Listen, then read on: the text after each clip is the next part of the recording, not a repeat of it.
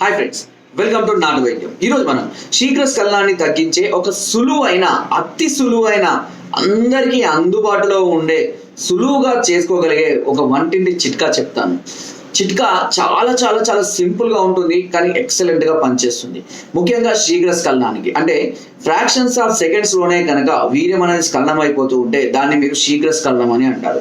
చాలా మంది కూడా శీఘ్రస్ఖలనం సరిగ్గా తెలియక, అంటే శీఘ్రస్ఖలనం అని తెలియక చాలా మంది నాకు కాల్ చేసి మందులు కావాలి సార్ శీఘ్రస్ఖలనం ఫోన్ చేశారు. శీఘ్రస్ఖలనం అని అంటే మీరు ఎప్పుడో ఒకసారి వారం రోజులకో 10 రోజులకో కలిసినప్పుడు వీర్యం త్వరగా స్ఖలనం అయిపోతే దాన్ని శీఘ్రస్ఖలనం అనవసరం లేదు. రెగ్యులర్ పార్టిసిపేషన్లో ఉండి, మీరు మ్యారేజ్ అయ్యి కానీ ఎట్లా అయినా కానీ రెగ్యులర్ పార్టిసిపేషన్లో ఉండి రెగ్యులర్గా ఉన్నా కూడా అలాగే జరుగుతూ ఉంటే అప్పుడు దాన్ని శీఘ్రస్ఖలనం అనుకోవాలి. చాలా మంది మ్యారేజ్ కాకముందు బయట పరాయితో కలవచ్చినప్పుడు ఓవర్ ఎక్సైట్మెంట్ వల్ల కానీ, ఓవర్ టెన్షన్ వల్ల కానివ్వండి, లేదా ఎక్కువగా రొమాన్స్ చేసినప్పుడు కానివ్వండి, చాలా రోజుల గ్యాప్ తర్వాత కలిసేటప్పుడు కానివ్వండి, కొంతమందికి వీర్యస్ఖలనం చాలా తొందరగా అయిపోతుంది. సో దాని పోయి శీఘ్రస్ఖలనంగా అనుకోవాల్సిన అవసరం అయితే లేదండి.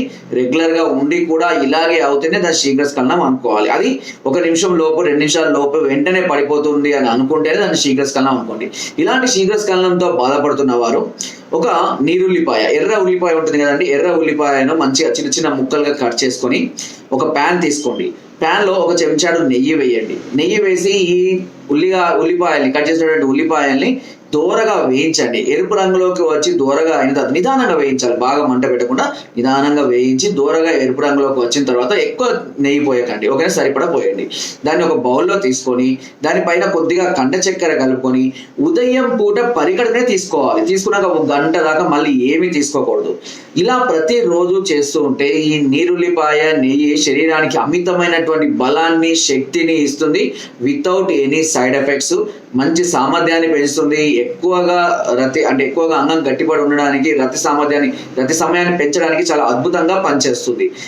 దీని ప్లేస్లోనే మీరు చేసుకోగలము అని అనుకుంటే సోరకాయను కూడా ఉపయోగించుకోవచ్చు. ఇదే విధంగా ఒక ప్యాన్లో 1 చెంచా నెయ్యి వేసి సోరకాయను కూడా వేసి ముక్కలుగా చిన్న చిన్న ముక్కలుగా సోరకాయను కట్ చేసి ఆ ముక్కలు వేసి ఆ సోరకాయను కూడా దోరగా వేగిన తర్వాత ఒక బౌల్లో తీసుకొని దానిపైన కొద్దిగా కండ చక్కెర, షుగర్ వేయద్దండి, అసలు షుగర్ అవాయిడ్ చేయండి, షుగర్ మొత్తానికి మానేయండి. అసలు మీ జీవితంలో షుగర్ ఉన్నది అని ఒక దాన్ని మర్చిపోండి.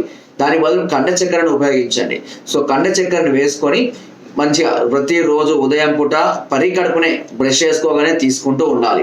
ఇలా తీసుకుంటూ చింత పులుపుని అవాయిడ్ చేయండి.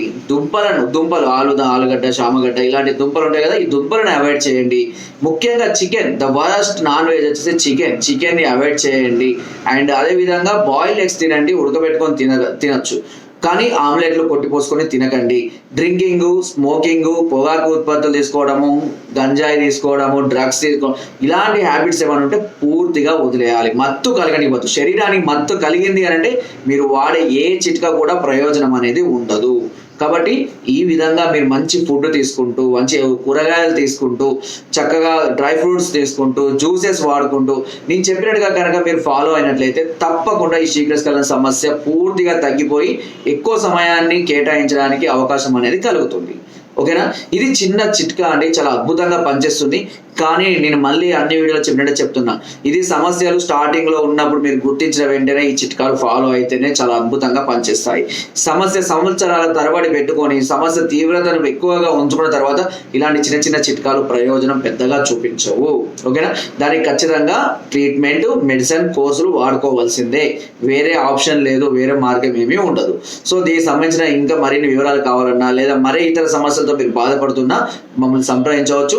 కింద స్క్రోల్ నెంబర్స్కి ఫోన్ ద్వారా, వాట్సాప్ ద్వారా, లేదా కింద డిస్క్రిప్షన్లో ఉన్న మా యొక్క అడ్రస్కి కూడా డైరెక్ట్గా వచ్చి మమ్మల్ని సంప్రదించి మీ అన్ని రకాల సమస్యలకు సలహాలని, సూచనల్ని, మెడిసిన్స్ కూడా పొందవచ్చు.